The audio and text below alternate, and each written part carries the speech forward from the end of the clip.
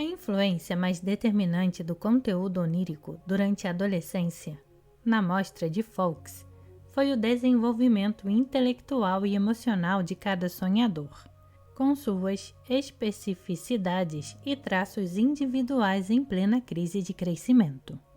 Embora as relações amorosas sejam normalmente muito importantes nessa faixa etária, chama a atenção que os sonhos relatados pelos adolescentes não sejam totalmente dominados por elementos sexuais, embora reflitam um aumento da curiosidade sobre o corpo e as distinções entre mulheres e homens, a maior diferenciação dos papéis sexuais e o amadurecimento do aparelho reprodutivo. O cérebro que sonha é o mesmo que vive a vigília, por isso, quanto mais complexo o tecido mental, mais complexo o sonho. Aos 15 anos, o sonhador é um operador ativo na realidade onírica, desejando, escolhendo e agindo num cenário virtual, multifacetado e cheio de nuances. O sonho de uma estudante de 16 anos ilustra a importância das relações sociais e, sobretudo, dos relacionamentos amorosos na adolescência. Primeiro sonhei que K e eu fomos para mais uma das festas de Jota, dessa vez com mais pessoas da minha escola. Havia tantas pessoas lá que nos fizeram formar duas filas, uma de meninos e outra de meninas. Quem quer que fosse pareado com cada uma de nós seria o parceiro para ficar aquela noite. Me coube uma pessoa desagradável, então K e eu fomos para casa assistir a um filme. Fui trabalhar no dia seguinte. Havia um monte de rapazes no ginásio e fiquei um pouco intimidada. Finalmente sonhei que era uma linda princesa e que estava na praia. Vi um príncipe norueguês e nos apaixonamos à primeira vista. Considerando globalmente o experimento de Fowlkes, é evidente a profunda transformação da infância à idade adulta que os sonhos expressam. A maturação psicológica dos sonhos segue um curso paralelo ao desenvolvimento mental na vigília. Do sonho passivo e estático da criança de 4 anos ao sonho cinemático e dramático da jovem de 16, há uma enorme distância cognitiva, superada pela força das inúmeras experiências vividas e sonhadas nas mais de 4.000 noites transcorridas nesse intervalo. Estudos mais recentes confirmaram esse padrão geral de desenvolvimento onírico, mas observações realizadas fora do contexto laboratorial, na residência dos voluntários, por exemplo, mostraram que crianças pequenas também podem produzir relatos de sonhos ricos em movimento, interação social, emoção, diversidade de personagens e representação ativa do eu, desde que haja maior familiarização ao ambiente. Ainda que dê amplo escopo, a pesquisa de Fowlkes teve a importante limitação de amostrar quase exclusivamente crianças oriundas de famílias norte-americanas de classe média, com razoável grau de instrução, satisfação adequada das necessidades materiais e contexto social pacífico. Esses vieses provavelmente explicam a baixa ocorrência de pesadelos nas séries oníricas, coletadas por Fowlkes.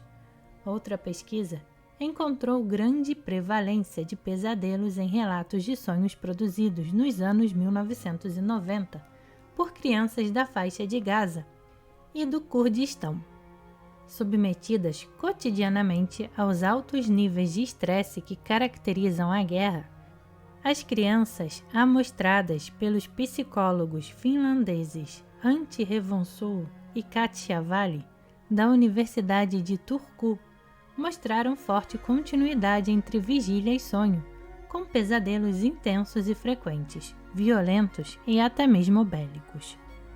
O contraste foi gritante com os sonhos de crianças jordanianas e finlandesas, que sonharam enredos pacíficos compatíveis com a sensação de segurança experimentada em países sem guerra. Uma pesquisa com mais de 11.000 adolescentes entre 10 e 18 anos de idade mostrou que a exposição à violência produz impactos negativos sobre o sono de adolescentes, especialmente em mulheres. Além da violência física, a violência econômica costuma ter grande impacto sobre a qualidade do sono. Muitos estudos demonstraram a existência de problemas de sono em comunidades de baixa renda. As condições adversas que levam a isso incluem estresse, ansiedade, ambientes inseguros, quartos superlotados e condições desfavoráveis de ruído, temperatura e umidade, entre outros. Famílias de baixa renda normalmente habitam residências pequenas nas quais as camas são compartilhadas e o sono é repetidamente perturbado. Devido às diferenças nos horários de trabalho e estudo entre os diversos membros da família. Uma pesquisa com mais de 3.000 crianças de 3 anos de idade mostrou que déficits de sono estão associados à baixa escolaridade materna, superlotação do lar e pobreza. Outra pesquisa, com mais de 1.400 adultos finlandeses, mostrou que a qualidade do sono não foi muito afetada durante a crise econômica dos anos de 1990, exceto entre indivíduos de baixa renda, que apresentaram pior qualidade de sono, mais insônia e maior uso de substâncias para dormir. Em geral, a redução do tempo de sono é muito mais pronunciada para indivíduos de baixo status socioeconômico, chegando a inacreditáveis 3,8 horas por dia em algumas ocupações. Um estudo de larga escala sobre problemas do sono em países subdesenvolvidos, realizado com mais de 43.000 pessoas de Gana, Tanzânia, África do Sul, Índia, Bangladesh, Vietnã, Indonésia e Quênia, revelou problemas de sono severos ou extremos em quase 17% dos participantes, com grande variedade entre os países, de 4% na Quênia a 40% em Bangladesh. O estudo encontrou uma associação consistente entre a alta prevalência de problemas de sono, de um lado, e a baixa escolaridade e baixa qualidade de vida de outro. O componente social pode afetar o sono diretamente, pois crianças de famílias pobres muitas vezes precisam trabalhar para complementar a renda familiar. Uma investigação sobre os efeitos do trabalho no sono de estudantes entre 14 e 18 anos de idade revelou que jovens que estudavam e trabalhavam acabavam por despertar mais cedo nos dias de semana do que os que não trabalhavam e apenas estudavam, causando uma diminuição significativa na duração total do sono noturno. A correlação entre qualidade de sono e desempenho acadêmico também ocorre em estudantes de medicina. Seja por excesso de trabalho ou estudo ou outras fontes de tensão, o estresse prejudica o sono.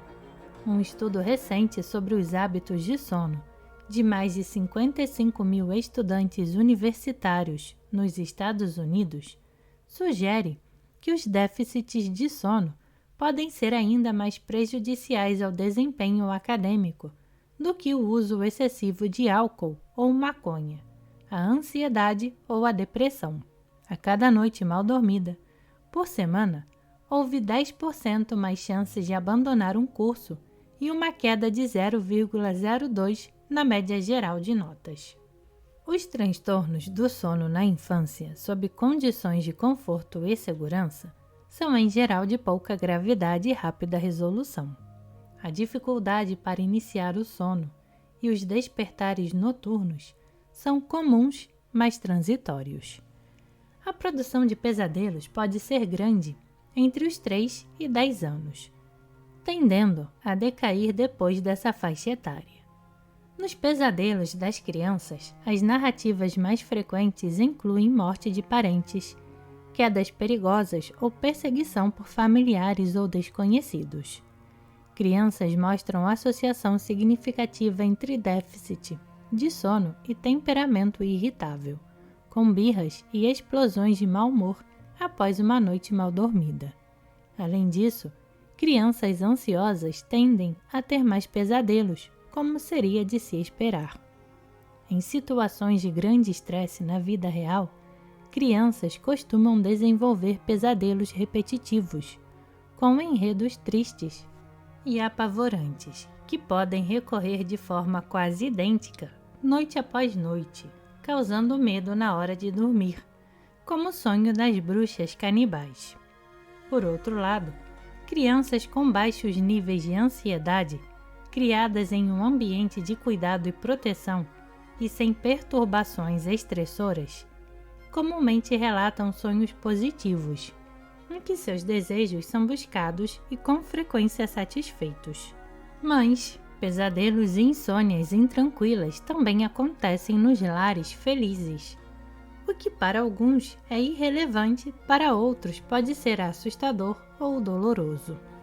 Entre os extremos, através de toda a gama de destinos da roda da fortuna, os sonhos das crianças tendem a refletir as situações vividas pelos sonhadores, tanto no plano afetivo quanto no plano simbólico. Sonhar é um aprendizado lento e gradual, que provavelmente começa no útero materno, com a formação das primeiras representações sensoriais na fronteira do corpo com o mundo exterior. Ainda difusas, essas impressões são reflexos imaginados do mundo exterior.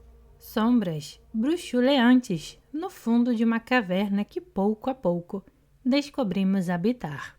Ao longo da infância e adolescência, os sonhos refletem as experiências da juventude, cheias de novidades e expectativas. Na idade adulta, os indivíduos se habituam à rotina e às vezes esquecem de si próprios, mas mesmo na velhice, continuam capazes de transportar a mente.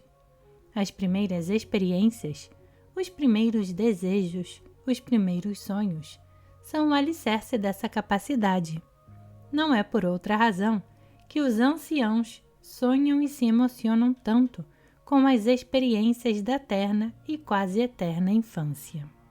Não sabemos ao certo quais experiências mentais acompanham o nosso fim, mas chama a atenção que tantas religiões sustentem a crença na vida após a morte.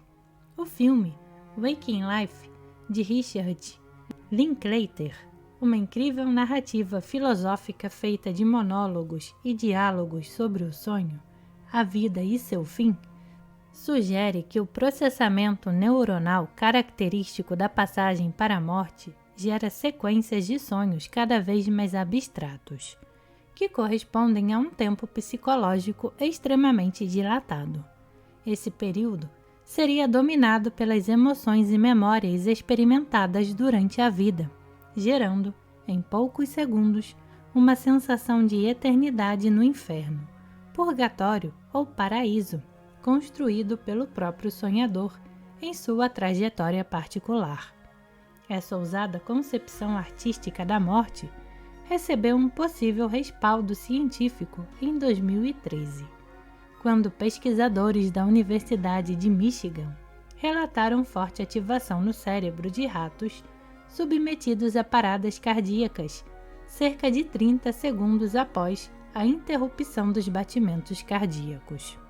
Seja como for o fim, o amadurecimento dos sonhos é importante para explicar o desenvolvimento de uma identidade pessoal bem definida. Se os sonhos das crianças são pobres em emoções e imagens, estáticos e até contemplativos, o amadurecimento dos sonhos até a idade adulta desemboca em um rico processo onírico, no qual o sonhador se torna o agente principal dos eventos, isto é, um operador ativo imerso em seu cenário virtual interior, que normalmente não controla, mas habita. De que forma evoluiu esse estado mental é o assunto do próximo capítulo.